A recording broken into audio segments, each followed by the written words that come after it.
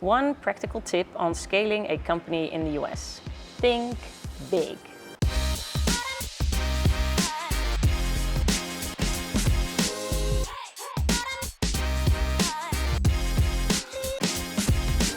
Who are you and what do you do? Like you would explain to Elon Musk. I'm Fransiska Weckesser. I'm co-founder and managing director of the Very Creative Firm. We are a creative agency in live shows, events, video production and commercials, and we do large-scale photo shoots as well.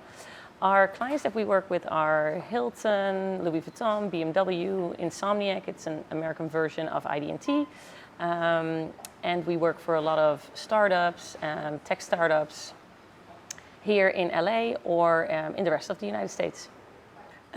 Looking back, what would you do differently starting in the US?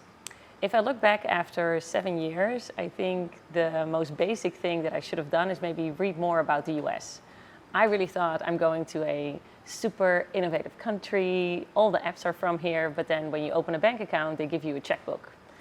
So the culture shock was a little bit there on that level and not so much on starting a business. What is the appeal of LA for the creative industry?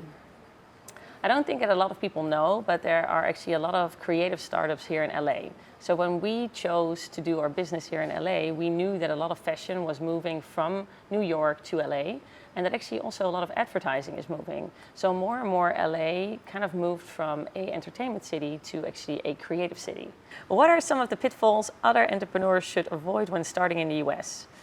So from my experience now, after almost 7 years, we've hired a lot of people. And I think one of the things that you really need to focus on is that it's different than doing business in Europe or even in the Netherlands. So when we do an interview here with people, they can say, yeah, I worked on this and this production, I've worked with so-and-so and with all these celebrities and a lot of name dropping, but then they probably just got coffee for that person. So I would really say that you really need to vet people very well and you need to be prepared to ask them more questions than what you would normally do. How do you find clients in new cities? So when we started here in LA, we first started really with our network. So from moving from China, but then also doing business in Europe, we had clients, automotive clients like BMW, Mercedes, Bentley. But then we moved here and it was kind of different. So of course we had to start from scratch. I was having a coffee at Nespresso. I ran into someone, he started talking to me and said, hey, do you maybe want to become a member of the Beverly Hills Chamber of Commerce? I was like, sure, why not? You know, we have to be part of a community and why not choose one of the wealthiest communities in LA? So we became a member and actually now, almost after, I want to say 5-6 years, we really get a lot of business out of them. One practical tip on scaling a company in the US. Think big.